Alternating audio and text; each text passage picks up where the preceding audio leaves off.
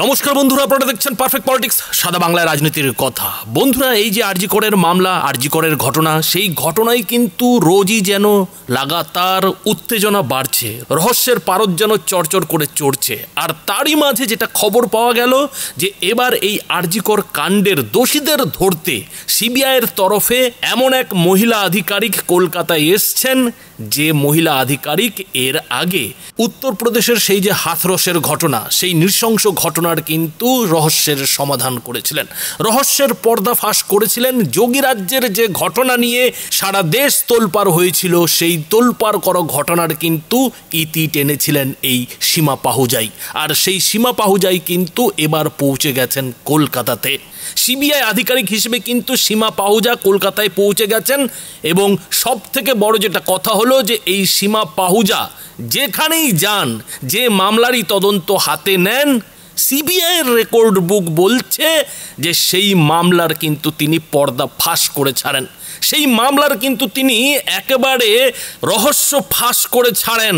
এবং তেমনটাই কিন্তু দেখা গেছে উত্তরপ্রদেশের হাথরসের ঘটনার পাশাপাশি হিমাচল প্রদেশের যে গুড়িয়া ধর্ষণ কাণ্ড, এই দুই ধর্ষণ কাণ্ডে যিনি রহস্যের পর্দা ফাঁসের ক্ষেত্রে সব থেকে বড় ভূমিকা নিয়েছিলেন, সেই সিবিআইয়ের ডিএসপি আধিকারিক তিনি কিন্তু কলকাতায় পৌঁছে গেছেন। এবং এই সীমা পাহুজাকেই কিন্তু 2023 সালে মোদী সরকারের তরফ থেকে গোল্ড মেডেল দেওয়া হয়েছে। এর আগে তিনি পুলিশ মেডেল থেকে শুরু করে অনেক পুরস্কারই জিতেছেন, কিন্তু 2023 সালে খোদ প্রধানমন্ত্রী নরেন্দ্র মোদীর হাত থেকে যে দুজন সিবিআই অফিসার গোল্ড মেডেল পেয়েছিলেন, তাদের মধ্যে কিন্তু এই সীমা পাহুজা একজন। সুতরাং প্রশ্ন যেটা উঠছে যে এই যে আরজি কর কাণ্ড, সেই কাণ্ডর পর্দাফাঁস করতে কি খোদ প্রধানমন্ত্রী নরেন্দ্র মোদী আসরে নেমে গেলেন? কেননা খোদ প্রধানমন্ত্রী নরেন্দ্র মোদী এই যে সিবিআই অফিসার, সেই সিবিআই অফিসারের উপরে নাকি ভরসা রাখেন। এই মহিলা সিবিআই অফিসারের যে কাজের পদ্ধতি, সেই পদ্ধতির উপর খোদ প্রধানমন্ত্রী নরেন্দ্র মোদী ভরসা রাখেন। আর এই সীমা পাহুজা কিন্তু যেখানেই পৌঁছে যান, যে রহস্যের সমাধানে পৌঁছে যান, যে কেসে পৌঁছে যান, সেখানকার দোষী কিন্তু পালাবার কোনো পথ পায় না। লোকে তো এমনটাও বলেন যে সীমা পাহুজা যে মামলায় জড়িত থাকেন, সেই মামলার দোষীরা নাকি পাতালে লুকিয়ে গেলেও সেখানেও তারা লুকোতে পারেন না। সেখান থেকেও নাকি এই সীমা পাহুজা তাদেরকে তুলে নিয়ে আসেন, তুলে নিয়ে এসে শাস্তির ব্যবস্থা করেন। তো সেই সীমা পাহুজাই এবার কলকাতার এই যে আরজি কর মেডিকেল হাসপাতালের ঘটনা, সেই ঘটনায় কিন্তু এসে পৌঁছে গেছেন। এবং সিবিআই কিন্তু রীতিমতো গত দুদিন ধরে লাগাতার তৎপরতার সঙ্গে মামলার তদন্ত করে চলেছে। রাজ্যের মুখ্যমন্ত্রী মমতা বন্দ্যোপাধ্যায় যে সময়সীমা দিয়েছিলেন, সেই রবিবার হয়তো এরই মধ্যে পেরিয়ে গেছে, কিন্তু সেই রবিবারের সময়সীমা পেরিয়ে গেলেও সিবিআইয়ের তরফ থেকে তদন্তে কিন্তু এতটুকু অবহেলা করা হচ্ছে না। যেটা দেখা যাচ্ছে যে সিবিআই কিন্তু লাগাতার চরকির মতো ঘুরছে। একদিকে যেমন সন্দীপ ঘোষকে পরপর 4 দিন, মানে সোমবারেও ডেকে পাঠানো হয়েছে সিজিও কমপ্লেক্সে জিজ্ঞাসাবাদের জন্য, ঠিক তার পাশাপাশি সিবিআইয়ের অন্য একটি দল কিন্তু নির্যাতিতার বাড়িতে পৌঁছে গেছে, নির্যাতিতার বাবা মার সঙ্গে কিন্তু কথা বলছে। এবং যেটা বিভিন্ন সূত্রে যেটা জানা যাচ্ছে যে নির্যাতিতার বাবা মা এই সিবিআই তদন্তকারীদের হাতে নাকি বেশ কিছু নথিপত্র তুলে দিয়েছেন, বেশ কিছু গোপন তথ্য তুলে দিয়েছেন। আর এই সব গোপন তথ্যের মধ্যে নির্যাতিতার যে ডায়েরি এখন কোথায়, সেই নিয়ে রহস্য দানা বেঁধেছে। সেই ডায়েরিরও নাকি কিছু পাতা নির্যাতিতার বাবা মা সিবিআইয়ের হাতে তথ্য প্রমাণ হিসেবে তুলে দিয়েছে। পাশাপাশি সিবিআইয়ের তদন্তকারী আধিকারিকরা কিন্তু লালবাজারেও পৌঁছে গেছেন। সেখানে কিন্তু গিয়ে তারা খোঁজ খবর নিচ্ছেন যে এই রাতের যে ঘটনা, সেই ঘটনার আগে সেই প্রধান অভিযুক্ত ধৃত সঞ্জয় রায় কোথায় কোথায়, কোন কোন রাস্তায় কোথায় গিয়েছিলেন, সমস্ত তথ্যই লালবাজারের কাছ থেকে সিবিআইয়ের তদন্তকারী আধিকারিকরা কিন্তু হাতে নিয়েছেন। ফলে বন্ধুরা, বোঝাই যাচ্ছে যে সিবিআইয়ের তরফ থেকে কিন্তু এই মামলাকে কোনোভাবেই রেয়াত করা হচ্ছে না, ঢিল দেওয়া হচ্ছে না। তবে এই মামলা, এই যে সিবিআইয়ের তদন্ত, তার ভবিষ্যৎ নিয়েও কিন্তু কিছু প্রশ্ন উঠেছে। কেননা এরই মধ্যে কিন্তু সুপ্রিম কোর্ট এই যে কলকাতার আরজি করের ঘটনা, সেই ঘটনায় কিন্তু স্বতঃপ্রণোদিতভাবে মামলাটি হাতে নিয়েছে, যে মামলার শুনানি কিন্তু মঙ্গলবার রয়েছে। এবং মঙ্গলবার এই মামলায় সুপ্রিম কোর্ট কি বলে, সেদিকে কিন্তু আমাদের সবার নজর থাকবে। কেননা সুপ্রিম কোর্টে মামলা চলে যাওয়া মানেই কিন্তু হতে পারে যে এই মামলার নতুন কোনো দিক নির্দেশ, নতুন কোনো দৃষ্টিকোণ কিন্তু বেরিয়ে আসতে পারে। তাছাড়া বিরোধীরা যেটা মন্তব্য করছেন যে সুপ্রিম কোর্টে কিন্তু বরাবরই রাজ্য সরকারের জন্য ভালো খবর এসেছে।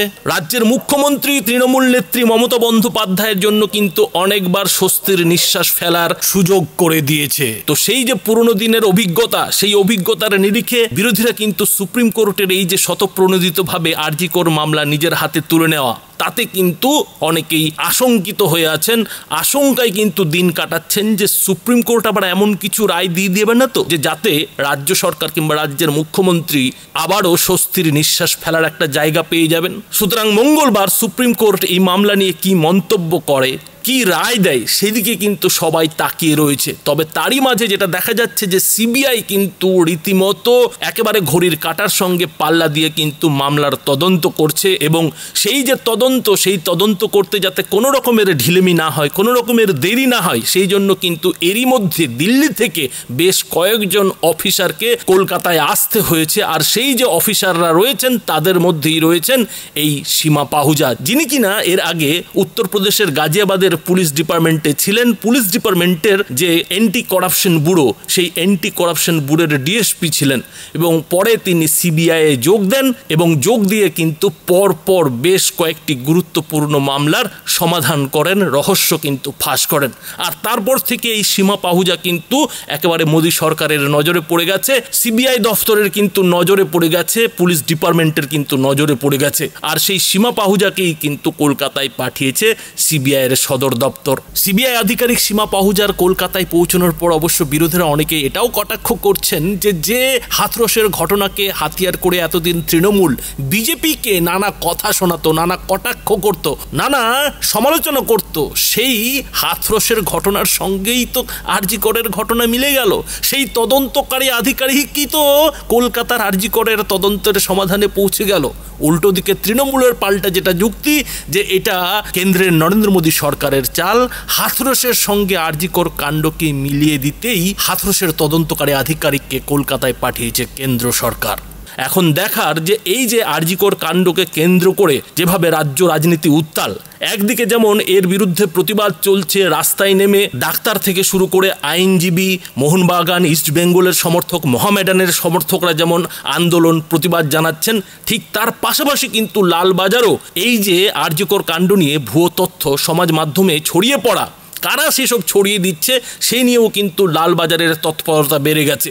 পাশাপাশি রাজনীতির রং তো এর মধ্যে লেগেই গেছে, কেননা খোদ তৃণমূলের মধ্যে বিক্ষোভ শুরু হয়ে গেছে। একদিকে সুখেন্দু শেখর রায়কে যেমন লালবাজার ডেকে পাঠাচ্ছে, এবং সেই লালবাজারের ডাক এড়াতে সুখেন্দু শেখর রায়কে যেমন হাইকোর্টে ছুটে যেতে হচ্ছে, ঠিক তেমনই যেটা দেখা যাচ্ছে যে কুণাল ঘোষকে এদিন সিবিআই দফতরে যেতে দেখা গেছে, সিজিও কমপ্লেক্সে যেতে দেখা গেছে, এবং যেটা জানা গেছে যে তিনি নাকি সিবিআইয়ের হাতে বেশ কিছু তথ্য এই আরজি কর ঘটনা সংক্রান্ত তুলে দিয়েছেন।